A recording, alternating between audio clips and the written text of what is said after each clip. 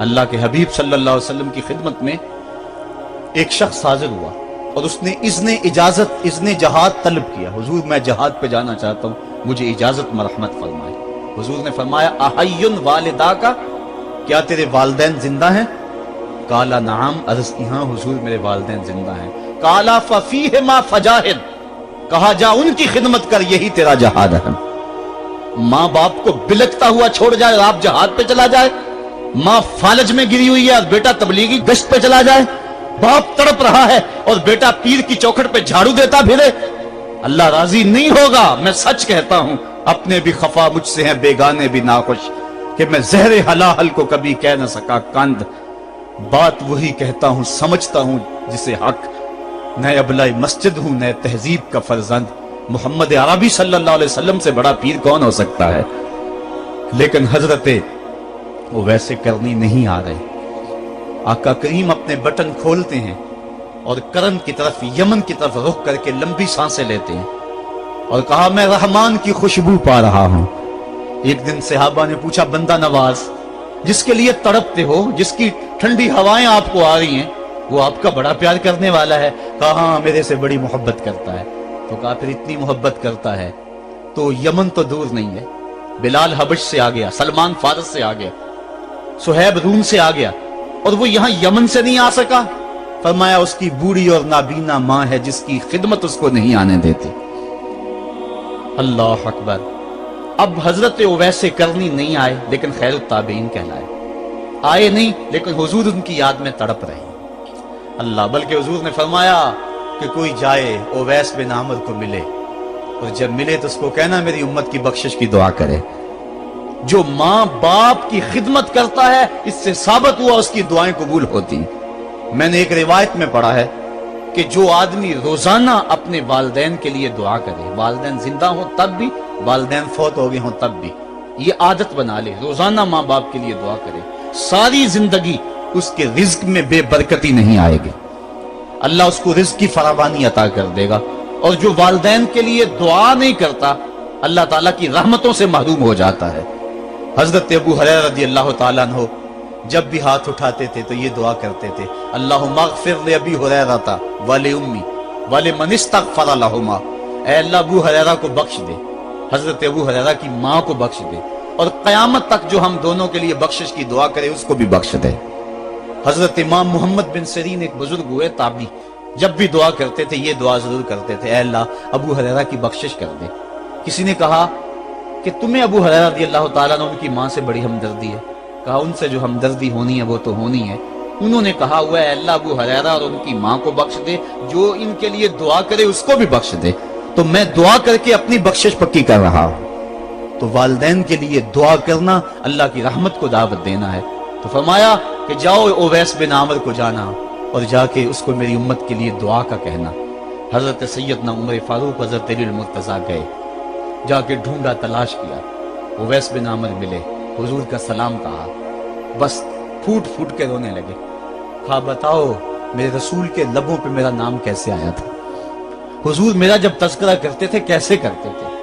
یہ درد دیکھا تو بولے کہ کیا آپ اتنی محبت رکھتے ہیں تو پھر ملنے کیوں نہیں آئے حضور کو, اتنا جو پیار رکھتے ہیں تو زیارت کرنے کیوں نہیں آئے. تو حضرت اویس کرنی نے بات کے رخ کو بدلا, کہا تم نے میرے رسول کو دیکھا, تم نے میرے رسول کی زیارت کی ہے؟ کہا ہاں ہم تو صبح و شام وہاں رہے ہیں. کہا پھر بتاؤ حضور کے یہ ابرو جڑے ہوئے تھے یا کھلے ہوئے تھے؟ اب دونوں حیران ہو گئے. کہا تم نے تو دیکھا, میں نے تو دیکھا نہیں, تم بتاؤ نا. پھر میں تو گیا نہیں, مجھے کہتے ہو گیا نہیں, تم بتاؤ حضور کے ابرو جڑے ہوئے تھے یا کھلے ہوئے تھے؟ حیران ہیں. کہا حضور آپ ہی بتلائیے. کہا کوئی دور سے دیکھتا تو جڑے ہوئے نظر آتے, قریب آ کے دیکھتا تو کھلے ہوئے نظر آتے. یہ وہ ہے جو ماں کی خدمت کرتا رہا اور حضور کے دربار میں حاضر نہیں ہو سکا, لیکن حاضری اس کی تھی, وہ جہاں بھی تھا وہ نبی کے قرب میں تھا. تو اس لیے ماں باپ کی خدمت اتنا بڑا وظیفہ ہے. حضرت بایزید بستامی کہتے ہیں میں نے حق معاف کروا لی اپنی ماں سے, کہ ماں تیرے حق ادا کروں یا اللہ کے حق ادا کروں, تو مجھے اپنے حق معاف کر دے, میں اللہ سے اپنے حق معاف کروا لیتا ہوں, اپنی اللہ کو راضی کر لیتا ہوں. جنگلوں میں گھومتے رہے, 12 سال بیت گئے. ایک دن دوبارہ آئے, بستام کی سمت سے گزرے, خیال آیا چلو ماں کو سلام کر جاؤ. तहज्जुद का वक्त था, रात का वक्त था, दरवाजे पे खड़े रह गए कि मेरी माँ सोई होगी, मैंने कभी कोई खिदमत नहीं की माँ की, तो अब उठा के तकलीफ क्यों दूं। सारी रात खड़े रहे। जब तहज्जुद का माँ वक्त गुजरा तो नाली से पानी आया, समझ गए कि मेरी माँ तहज्जुद के लिए उठी है। दरवाजे के करीब हो गए, माँ ने हाथ उठा लिया, कहा अल्लाह मेरा बेटा बा यजीद तेरी तलब में निकला हुआ है, मैंने उसे अपने हक माफ कर दिए, तू उसको अपना विसाल अता कर दे। हजरत बा यजीद दरवाजा खटखटाने लगे और माँ के कदमों में लिपट गए और रो के कहने लगे, जिस रब को मैं जंगलों में तलाश करता हूँ वो तो रब मेरी माँ के पास है। तो माँ की दुआओं में अल्लाह की रिजा है। माँ राजी हो जाए तो समझ लो खुदा राजी है। अल्लाह ताला जल्ला शानहू ने इरशाद फरमाया, वक़दा रब्बुका अल्ला ताबुदू इल्ला इय्याहु, तेरे रब ने यह तय कर दिया है कि उसके अलावा किसी की पूजा नहीं करोगे। व बिल वालिदैन इहसाना, और वालिदैन के साथ उसने सुलूक से पेश आओगे। इम्मा यबलुगन्ना इंदकल किबरा अहदुहुमा औ किलाहुमा फला तकुल लहुमा उफ़्फ़िन वला तनहरहुमा, अगर तेरे पास दो या दोनों में से एक बढ़ापे को पहुंच जाए तो फिर उनके सामने तूने उफ भी नहीं कहनी और ना उनको झिड़कना है और उनसे नरम लहजे में बात करनी है। जब माँ बाप जवान हो, बच्चों की जरूरियात पूरी कर रहे हैं, उनके तालीमी अखराजात और उनके मुआशी सारे मामलात दुरुस्त कर रहे हो, तो उस वक्त तो वालिदैन की बच्चे ताजीम करते ही हैं। इम्तिहान उस वक्त शुरू होता है जब माँ बाप बूढ़े हो जाते हैं और चलने फिरने की सख्त भी नहीं रहती, सिर्फ सांस की एक डोरी लटकी रहती है। और जिस तरह बच्चा अपने बदन से मक्खी भी नहीं उड़ा सकता था, अब ये हालत माँ बाप पर आ गई और बच्चे की तरह मिजाज चिड़चिड़ा हो गया। जमाने के हालात बदल गए, लेकिन माँ की पुरानी, बाप की वो पुरानी रवश है, वो उसी अंदाज में उसी डगर में बात करता है। ये आजमाइश के दिन है, ये इम्तिहान के दिन है। अब देखना है वालिदैन की इस वक्त ताज़ीम कौन करता है। फरमाया इम्मा यबलुगन्ना इंदकल किबरा, अगर तेरे पास वो बढ़ापे को पहुंच जाए, दोनों पहुंच जाएं या तेरी खुशकिस्मती कि दोनों में से एक पहुंच जाएं या दोनों पहुंच जाएं, तो फिर उनकी तूने ताज़ीम करनी है। क्या कैसे ताज़ीम करनी है?